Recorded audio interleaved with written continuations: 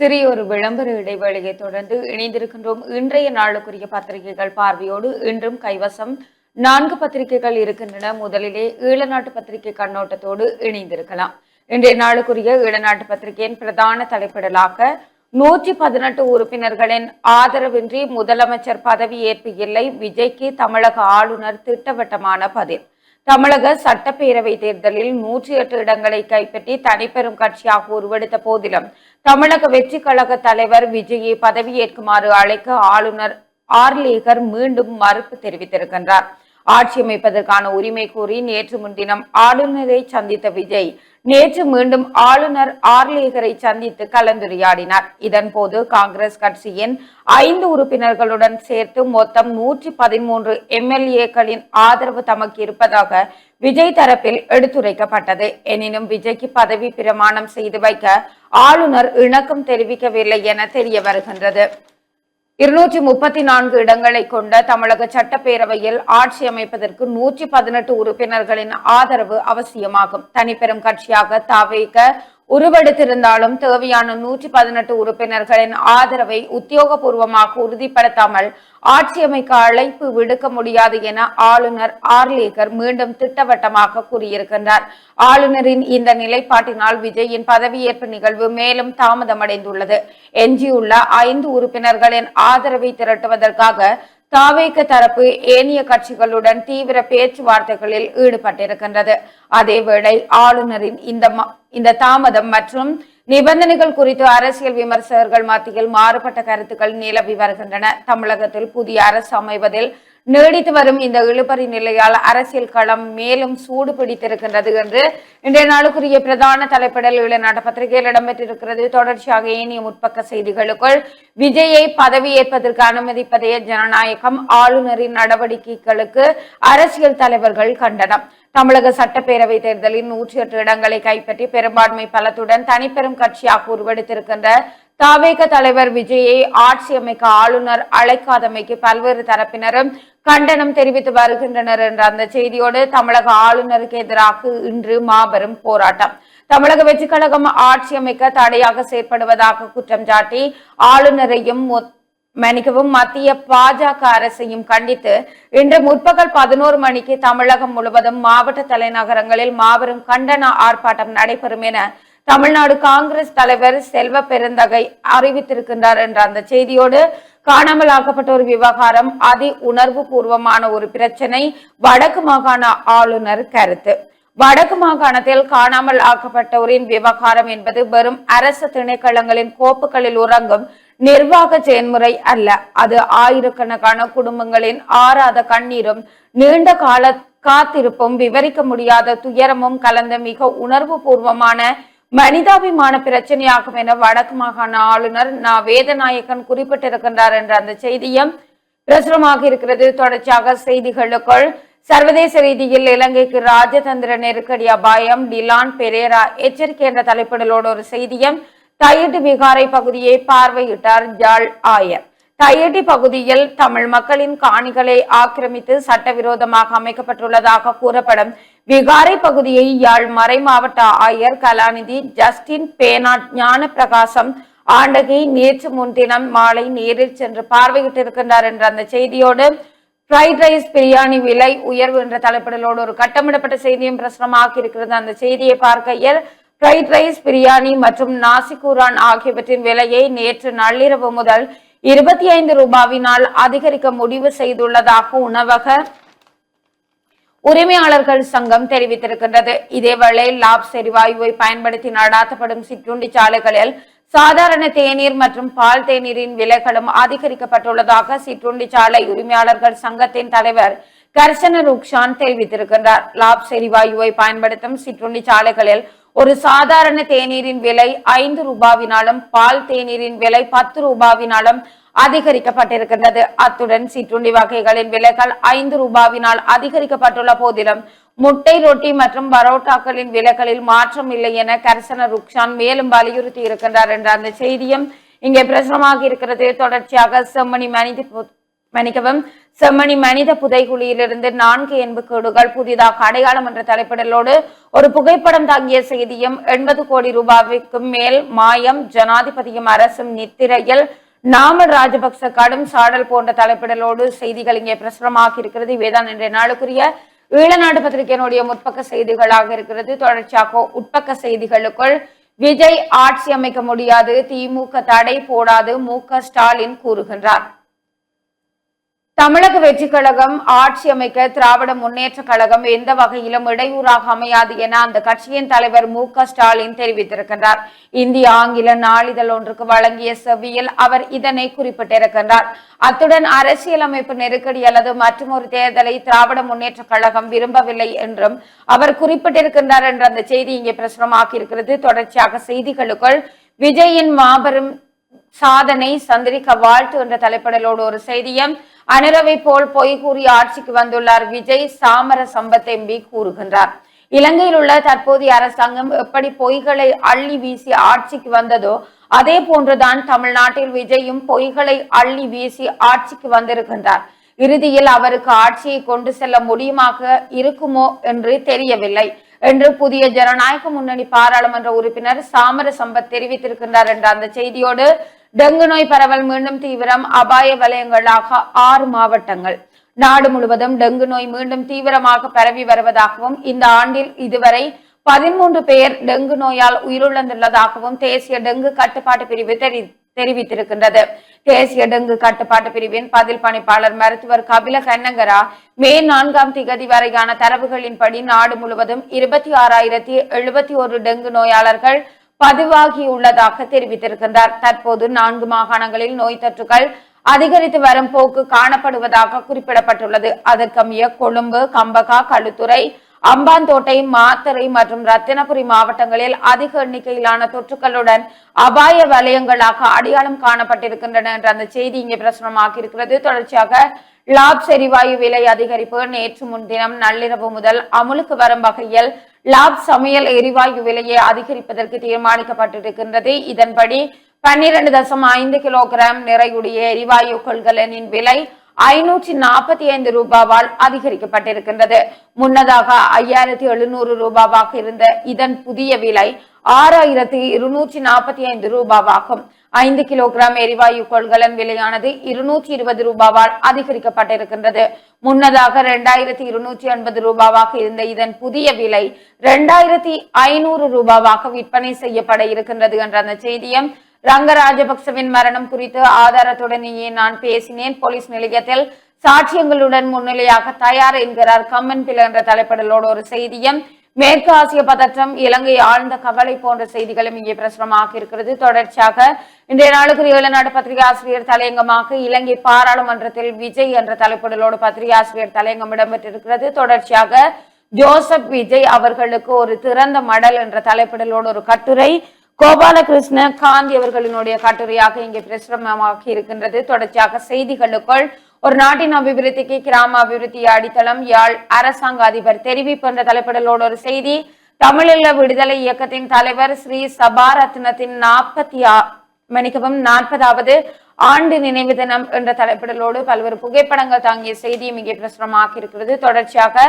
Visa நிபந்தனைகளை மீறி தங்கியிருந்து நிதி மோசடிகளில் ஈடுபட்ட 78 வெளிநாட்டவர்கள் கைது என்ற தலைப்பிடலோடு ஒரு செய்தியும், கடந்த கால ஊழல்களை பேசிக்கொண்டு மோசடிகளை மூடி மறைக்க வேண்டாம், துமிந்த திசாநாயக்க தெரிவிப்பு போன்ற செய்திகளும் இங்கே பிரசுரமாக இருக்கின்றன. தொடர்ச்சியாக செய்திகளை பார்க்கையில், இதுவரையான காலப்பகுதியில் 34 லட்சம் பேரிடம் சோதனை, குற்ற செயல்களுடன் தொடர்புடைய 2163 பேர் கைது.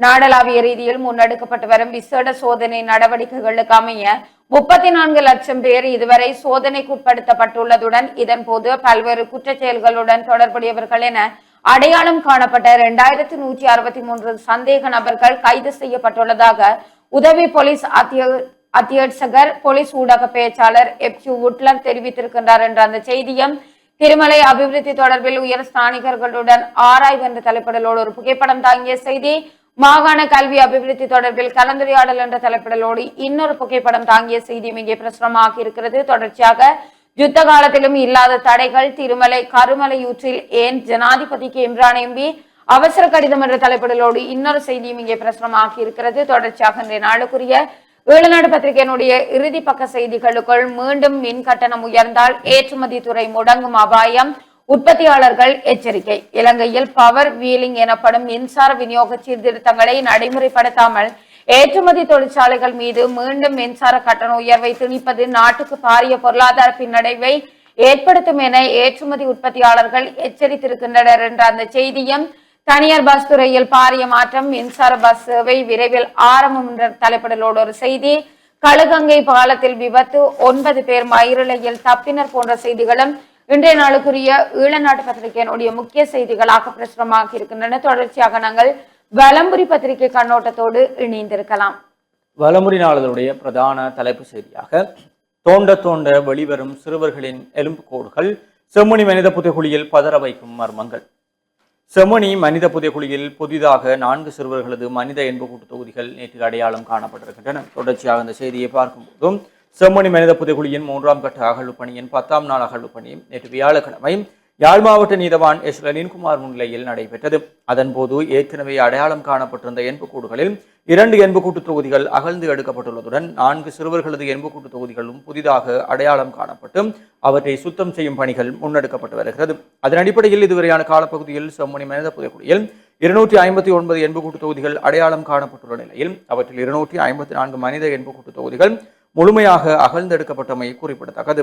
அதேவேளை புதைகுழிக்குள்ளிருந்து கடந்த சில தினங்களில் மீட்கப்பட்ட மூக்குத்தி போன்ற ஆபரணங்கள் நாணய குட்டிகள் உள்ளிட்ட பிற பொருட்களான 14 பொருட்கள் நீதிமன்றக்கு பாரப்படுத்தப்பட்டிருக்கின்றன. கடந்த ஓரிரு நாட்களாக புதைகுழிக்குள்ளிருந்து குழந்தைகளின் எலும்புக்கூடுகள் அடையாளம் காணப்பட்டு வருவதுடன் அவை அகழ்ந்தும் எடுக்கப்பட்டு வருகின்றன. இதேவேளை நேற்று முன்தினம் புதன்கிழமை அடையாளம் காணப்பட்ட எலும்புக்கூட்டு ஒன்றின் மண்டையோட்டு பகுதி மாத்திரமே வழித்தெரியும் வகையில் உள்ள நிலையில் ஏனைய பாகங்கள் மயானத்தின் தகன மேடை கட்டுமானத்துக்குள் காணப்படுவதனால் அதனை இலக்கமிடவில்லை எனவும், முழுமையான எலும்புக்கூட்டு தொகுதியையே இலக்கமிட்டு வருவதனால் தகன மேடை உடைக்கப்பட்டு முழுமையான எலும்புக்கூட்டு தொகுதி அடையாளம் காணப்பட்ட பின்னர் அதற்கு இலக்கமிடப்படும் எனவும் சட்டத்தரணி VS நிரஞ்சன் தெரிவித்திருக்கிறார் என்று அந்த பிரதான தலைப்பு செய்தியும் ஏனைய முற்பக்க செய்திகளுக்குள் காணாமல் ஆக்கப்பட்ட உறவுகளை அலைக்கழிக்கும் அதிகாரிகள், வடக்கு ஆளுநர் நா. வேதநாயகன் தெரிவிப்பு. விவரிக்க முடியாத கண்ணீரோடு வாழும் காணாமல் ஆக்கப்பட்டோரின் உறவுகளை ஒரு சில அதிகாரிகள் அலட்சியத்துடன் அலைக்கழிக்கின்றனர் என வடக்கு மாகாண ஆளுநர் நா. வேதநாயகன் குற்றம் சுமத்தியிருக்கிறார். தொடர்ச்சியாக பார்க்கும்போதும் காணாமல் போன ஆட்கள் பற்றிய அலுவலகத்தால் நாடளாவிய ரீதியில் முன்னெடுக்கப்படும் விழிப்புணர்வு வேலை திட்டம் வடக்கு மாகாண ஆளுநர் தலைமையில் நேற்று வியாழக்கிழமை மாலை கிளிநொச்சி மாவட்ட செயலகத்தின் திறன் விருத்தி நிலையத்தில் நடைபெற்றது. இக்கூட்டத்தில் கலந்து கொண்டு விசேட அதிதியாக உரையாற்றும் போதே ஆளுநர் மேற்கொண்டவாறு குறிப்பிட்டார். அவர் தொடர்ந்தும் தெரிவிக்கையில், எமது வடமாகாணத்தை பொறுத்தவரை காணாமல் ஆக்கப்பட்டவர்களின் விவகாரம் என்பது வெறும் அரசு திணைக்களங்களின் காகிதங்களில் உறங்கும் ஒரு சாதாரண கோப்பு சார்ந்த விடயம் அல்ல. இது ஆயிரக்கணக்கான குடும்பங்களின் ஆறாத கண்ணீரோடும் பல தசாப்த கால ஏறுமாறான காத்திருப்போடும் விவரிக்க முடியாத வலியோடும் பின்னி பிணைந்தவோர் அதி உணர்வு பூர்வமான மனிதாபிமான பிரச்சனையாகும். அந்த உணர்வோடு அதனை அணுக வேண்டும். போரால் மிக நீண்ட காலமாக பேரழிவுகளை சந்தித்த வடக்கு கிழக்கு மாகாணங்களை பொறுத்தவரை நிலைமாறு கால நீதி பொறுமுறை என்பது மிக முக்கியமானதொரு பேசுபொருளாகும். ஒருவர் உயிரிழந்தால் ஏற்படும் வலியை விட அவர் எங்கு இருக்கிறார், என்ன ஆனார் என்பது தெரியாமல் காணாமல் ஆக்கப்படுவதால் ஏற்படும் வலி பல மடங்கு கொடியது. என்றாவது ஒரு நாள் தமது உறவுகள் வாசற்கதவை தட்டிவிட மாட்டார்களா என்ற நம்பிக்கையில் காத்திருக்கும் அந்த குடும்பங்களின் வலியை அவர்களை தவிர வேறு எவராலும் முழுமையாக உணர்ந்து கொள்ள முடியாது.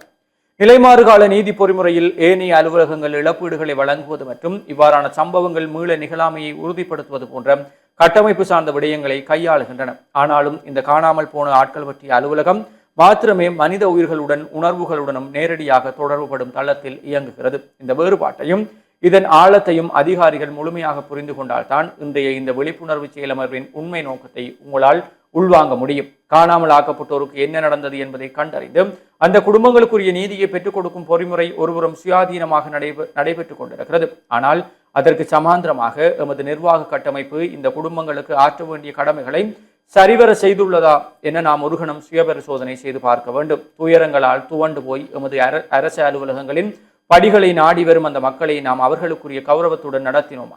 அவர்களின் தேவைகளை சிறமேற்கொண்டு பூர்த்தி செய்தோமா? அல்லது பனையால் விழுந்தவனை மாடேறி மிதித்த கதையாக ஏற்கனவே பெருந்துயரில் தவிக்கும் அந்த உறவுகளை நாமும் அலைக்கழித்து அதிகாரத்தின் இருமாப்புடன் அலட்சியப்படுத்தி இருக்கின்றோமா? இந்த குற்றச்சாட்டை நான் அனைத்து அதிகாரிகள் மீதும் ஒட்டுமொத்தமாக சுமத்தவில்லை. ஆனாலும் அவர்களுக்கு உதவும் விடயத்தில் கூட எமது அதிகாரிகளிடம் ஒருமித்த மனிதாபிமானம் மிக்க நிலைப்பாடொன்று இன்னமும் முழுமையாக உருவாகவில்லை என்றே நான் கருதுகிறேன் என்று ஆளுநர் தெரிவித்திருக்கிறார் என்று அந்த செய்தியோடும் உணவு பொதியிடலுக்கு லஞ்சீர் பாவனை பருத்தித்துறை நீதிமன்றத்தால் 1 லட்சம் ரூபாய் அபராதம் என்று கட்டமிடப்பட்ட செய்தியோடும் இலங்கை வந்தடைந்தார் வியட்நாம் ஜனாதிபதி இன்று பாராளுமன்றத்தில் விசேட உரை என்ற ஒரு புகைப்படம் தாங்கிய செய்தி. மாணவர்களிடையே பரவும் வைரஸ் காய்ச்சல். தெனியாய கல்வி வலயத்தில் 4 பாடசாலைகள் மூடல். மாத்தறை மாவட்டத்தில் பாடசாலை மாணவர்களிடையே காய்ச்சல் வேகமாக பரவி வருவதன் காரணமாக தெனியாய கல்வி வலயத்திற்குட்பட்ட 4 பாடசாலைகள் இன்று மூடுவதற்கு தீர்மானிக்கப்பட்டிருக்கிறது என்று அந்த செய்தியும் தொடர்ந்து செல்கிறது.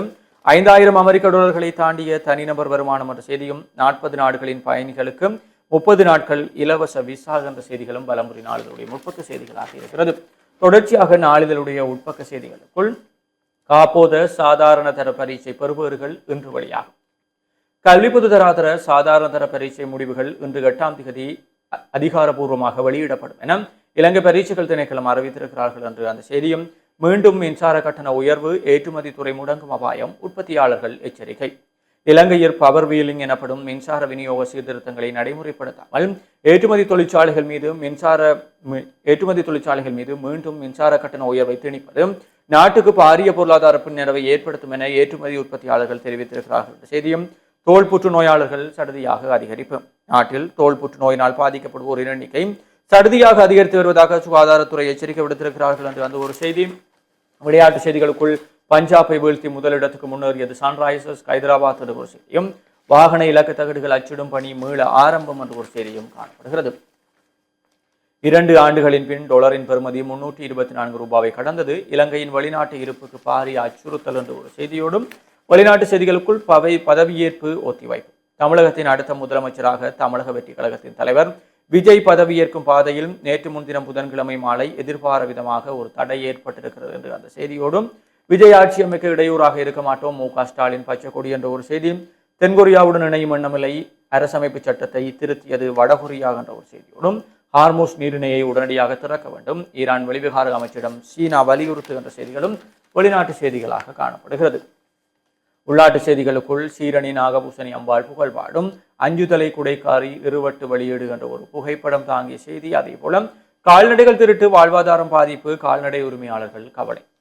கிளிநொச்சி மாவட்டத்தின் தருமபுரம் போலீஸ் பிரிவுக்குட்பட்ட பல பகுதிகளில் இரவு வேளைகளில் கால்நடைகளின் திருட்டு அதிகரித்து காணப்படுவதாக கால்நடை உரிமையாளர்கள் கவலை தெரிவித்திருக்கிறார்கள் என்று அந்த செய்தியோடும் வலம்புரி நாளிதழுடைய இன்றைய ஆசிரியர் தலையங்கமாக கடவுள் நாஸ்திகத்தை ஏற்பான், அதர்மத்தை ஒருபோதும் ஏற்கான் என்ற தலைப்பிலே ஆசிரியர் தலையங்கமும், உள்நாட்டு செய்திகளுக்குள் இணையமூடாக நிதி மோசடி 30 வெளிநாட்டவர்கள் கைது என்ற ஒரு செய்தியோடும் ஸ்ரீலங்கன் ஏர்லைன்ஸ் நிறுவனத்தின் முன்னாள் நிறைவேற்று அதிகாரியை கைது செய்ய நீதிமன்றம் உத்தரவு.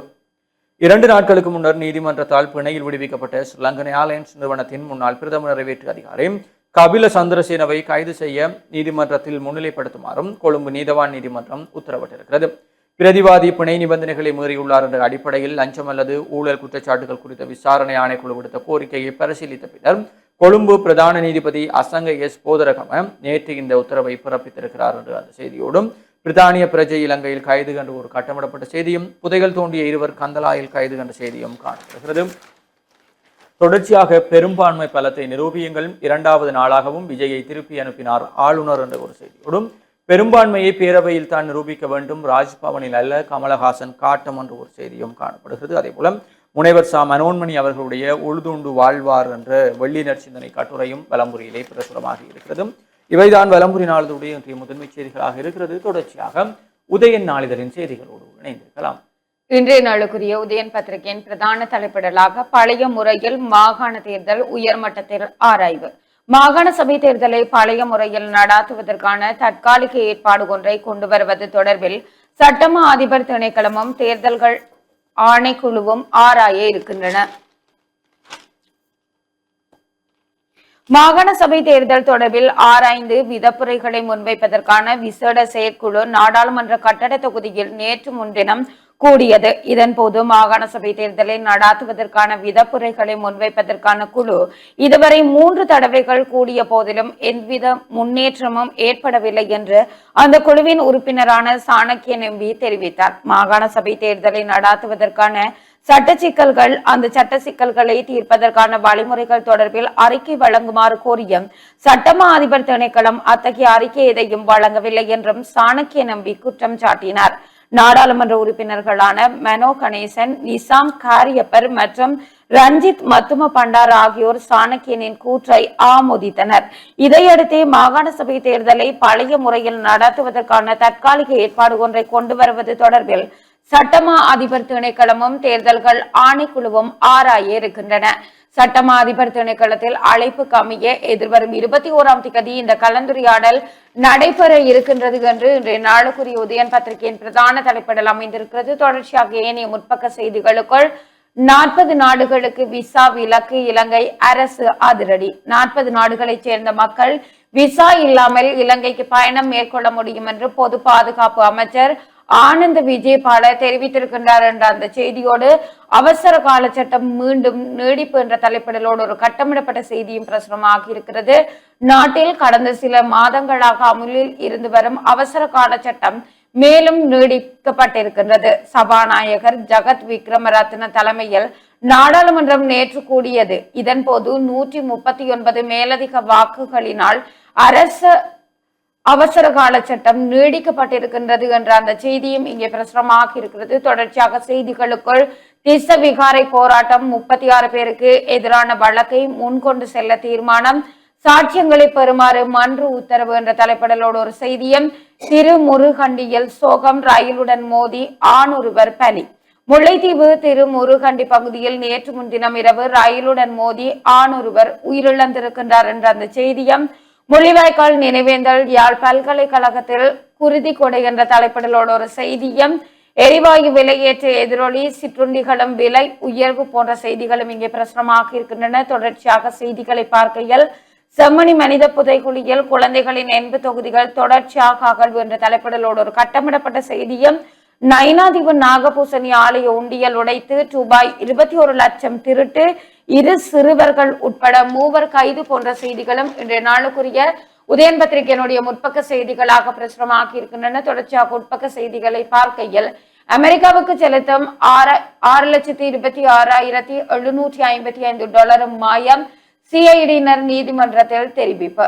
இலங்கை தபால் திணைக்களம் அமெரிக்காவுக்கு செலுத்த வேண்டிய $6,26,755 அமெரிக்க டாலர் போலி மின்னஞ்சல்கள் மூலம் 3ஆம் தரப்பு ஒன்றுக்கு திசை திருப்பப்பட்டுள்ளதாக குற்றப்புலனாய்வு திணைக்களம் கோட்டை நீதவான் நீதிமன்றத்துக்கு தெரிவித்திருக்கின்றது என்ற அந்த செய்தியும், நடப்பாண்டில் 13 பேர் டெங்கால் உயிரிழப்பு என்ற தலைப்பிடலோடு ஒரு செய்தியும் இங்கே பிரசுரமாக இருக்கின்றது. தொடர்ச்சியாக மத்திய கிழக்கு பதற்றம், ஸ்திரத்தன்மைக்கு பாதிப்பு, இலங்கை கவலை.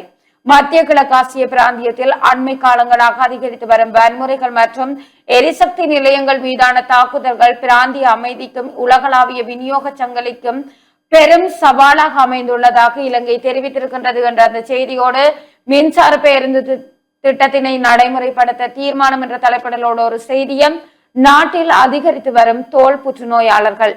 நாட்டில் தோல் புற்றுநோயால் பாதிக்கப்படுவோரின் எண்ணிக்கை சடுதியாக அதிகரித்துள்ளது என்று சுகாதாரத்துறை எச்சரிக்கை விடுத்திருக்கின்றது. அதிகப்படியான சூரிய ஒளியின் தாக்கத்தில் இருந்து பொதுமக்கள் பாதுகாப்பாக இருக்க வேண்டும்.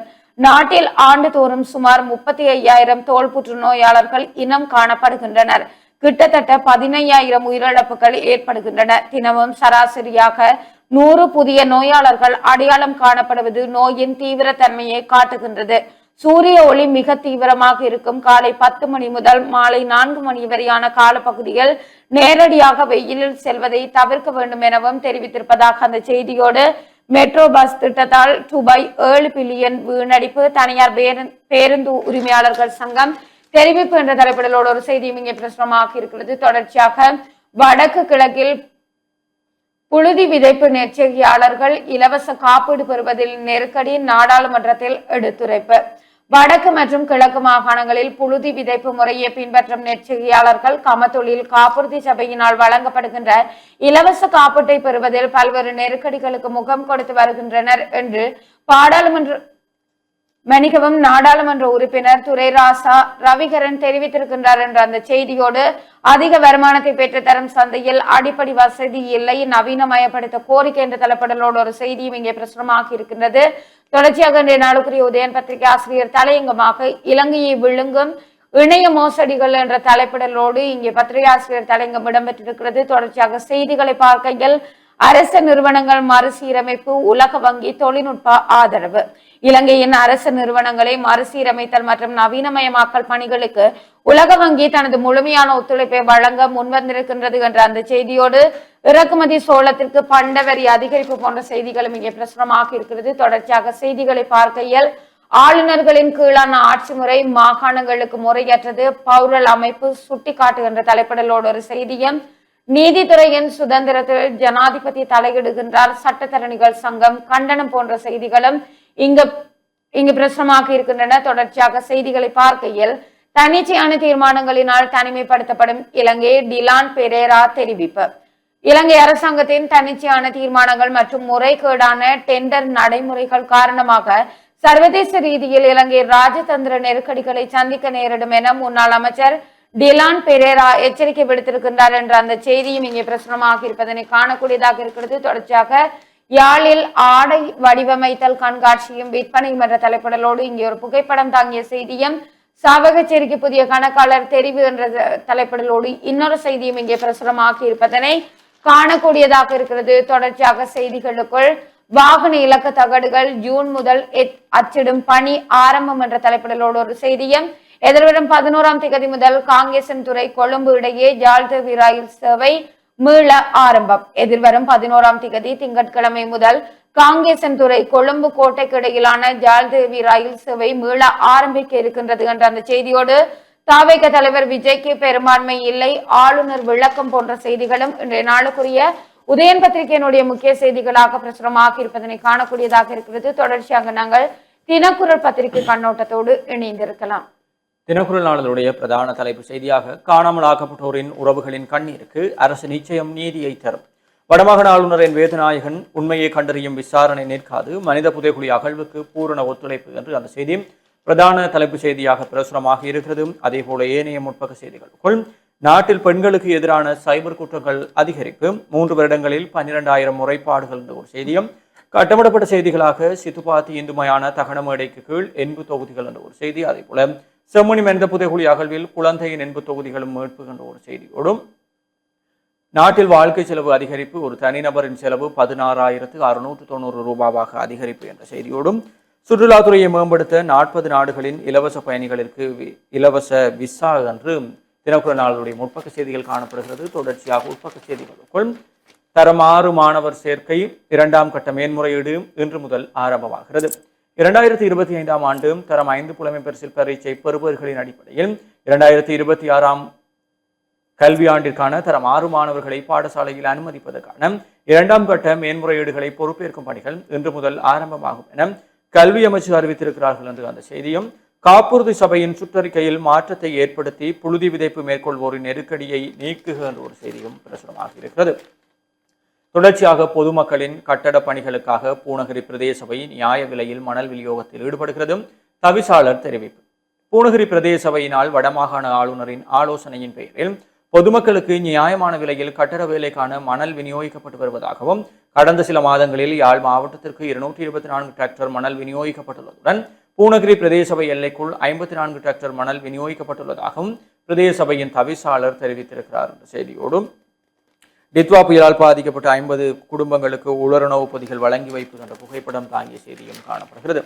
தொடர்ச்சியாக முக்கொம்பன் நேரடம்பன் வீதியை புனரமைத்து தருமாறு பிரதேச மக்கள் கோரிக்கை என்ற ஒரு செய்தி, தேசிய மட்டத்திலான குழு விளையாட்டுகளில் பங்கேற்கும் வீரர்களின் பரிசு தொகையை அதிகரிக்க நடவடிக்கை, வடக்கு மாகாண ஆளுநர் வேதநாயகன் தெரிவிப்பு என்ற செய்திகளும் காணப்படுகிறது. தொடர்ச்சியாக தினக்குரல் பத்திரிகையின் இறுதிப்பக்க விளையாட்டு செய்திகளுக்குள் சஞ்சு சாம்சன் அதிரடி, டெல்லி அணியை வீழ்த்தி சென்னை அணி வெற்றி என்ற ஒரு செய்தியும், சூப்பர் கோனலியின் சதம் வீண் பஞ்சாபை வீழ்த்தியது சன்ரைசர்ஸ் அணி என்ற செய்தியோடும், ICC T20 தரவரிசையில் இந்திய அணி முதலிடம் என்ற செய்திகளும் விளையாட்டு செய்திகளாகவும் தினக்குரல் நாளிதழுடைய முதன்மை செய்திகளாகவும் இருக்கிறது. இவைதான் நேயர்களே இன்றைக்கு பிரசுரமாக இருக்கக்கூடிய நாளிதழுடைய முக்கிய செய்திகளாக இருக்கிறது. தொடர்ந்து மணிந்திருங்கள். சரி, ஒரு விளம்பர இடைவேளைக்கு பிறகு மீண்டும் சந்திப்போம்.